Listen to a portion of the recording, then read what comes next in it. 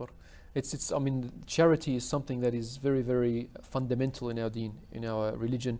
I mean, tell me about the Sahaba. How charitable were they? And Sahaba were incredible people. Incredible people. And before we speak about Sahaba, it came from their teacher, sallallahu alaihi wasallam. Because my brothers and sisters, not only did he give, don't think about Rasulullah that mashallah sallallahu alaihi wasallam, that he was someone who, look, if I had some money in my pocket, then, he would give. No. He gave in a way where it made others. In fact, we know of the story of someone who watched Rasulullah sallallahu alaihi wasallam do an action of charity. He went back to his people and he says, "Oh my people, this man gives in such a way, he has to be a prophet. He doesn't fear poverty. He doesn't fear it." And this is the core of giving in charity, because we know that he sallallahu alaihi wasallam, he says charity, when you give in charity, it's proof. Sadaqatu burhan. Naam, it's evidence. It's a dalil of what? That there's iman in the heart. That there's firm belief in Allah subhanahu wa ta'ala. And His promise, of course. Of course, and His promise.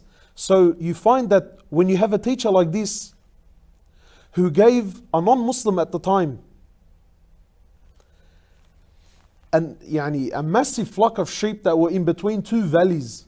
Two mountains, and there was a valley, a full valley of sheep. Two mountains, and all these sheep. And now today, living in city or in suburban areas, you think of sheep, what am I going to do with a sheep? For these people in that time, livestock was everything. That's right. Having one live animal made the difference between luxury and poverty at that time. So to give a valley full to someone who's not, we're not talking about someone that was the best friend of Rasulullah sallallahu alaihi wasallam, or someone who had, no. But he sallallahu alaihi wasallam, he's seen the glitter in this man's eyes, drooling, looking at this world, thinking, wow. So he sallallahu alaihi wasallam, he says, do you like this stuff? Man says, and who wouldn't love such a thing? He says, all of it is for you. Allahu Akbar. He gave in such a way. So when you have a teacher that's like this, what do you expect from the students? They actually competed against one another. Really, brothers and sisters, or even yourself, Malaz, when was the last time you woke up in the morning and you said, you know what? I want to shop around today. I want to see who gave the most, because today I plan on beating him. Allahu Akbar. Look at that that sort of energy in competition. So for them, it wasn't just, you know what, I'm going to give some money today. No. Umar ibn al-Khattab says, today I'm looking. He says, in fact, because for him, he already knew, radiallahu ta'ala anhu, like he already knew that the man he had to beat was Abu Bakr. Radiallahu anhu. So he knew, look, this is the man I got to beat. So imagine waking up in the morning thinking, today's the day I finally get to be number one. Subhanallah. So this was Sahaba. This was the atmosphere. So he comes to the Prophet of Allah and he says to him, "O Prophet of Allah, today I've come to you with money." He says to him, Umar ibn al-Khattab, "What is it that you've brought?" And I always try to imagine being there. I think, being there, being a part of that environment. He says, "O Prophet of Allah, I come to you today with half my wealth." Allahu Akbar. 50%. 50%. And he's saying of my wealth, not what's in my pocket. Sometimes when you're asked for money, you're in the masjid and they're asking for money, you tend to pull out the wallet.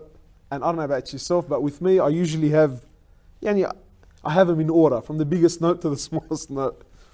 So you flick to the side the big ones, or the ones that you don't want to give, and then you suss out what's left of the small ones, and then you pick it out and you give. No. He didn't split in half what was in his pocket or his wallet. He gave half his wealth. Allahu Akbar. Everything he owned. He says, "O Prophet of Allah, I come to you today with half my wealth." So he asks an amazing question. He says, "Umar, if you're giving me half, what have you left for your family?"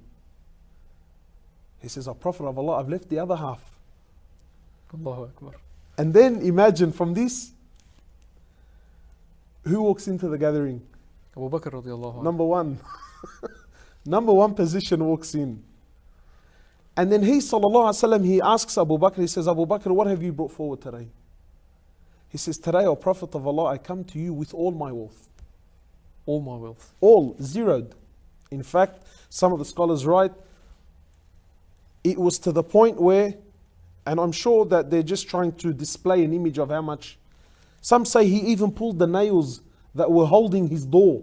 Allahu Akbar. Yani everything. Zeroed. You know, for many of us, when we hear giving up all your wealth, you think, Allahu Akbar, how amazing is that? What an incredible act. And it is. But what I find more amazing than anything is when the Prophet ﷺ, he says, Abu Bakr, if you're giving me everything, what have you left for your family? He says, I left Allah and His Messenger. Allahu Akbar. See, for these people, Allah and His Prophet were dearer to them than whatever money could do. You know? So, yeah, yani coming back, Sahaba were incredible people. Subhanallah. Uthman gave so much money, he gave so much gold, that he, sallallahu alayhi wasallam, he ran his fingers through the gold that Uthman gave with a big smile on his face and says, imagine the Prophet saying this about you. Imagine you gave some money and then the Prophet ran his fingers through the gold with a big smile on his face. And don't think he's smiling because of the money that's in front of him. We know that if he sallallahu alayhi wasallam wanted money, Allah would have turned the mountains around him into gold for him. But that's not what he was smiling about. I feel that what he was smiling about is that the men around him have reached the proper level of understanding. He ran his fingers through the gold and he says, nothing that Uthman will do after this day will affect his deen. Allahu Akbar. Khalas, Uthman is in Jannah. His legs are just lagging behind in dunya now. He was just waiting.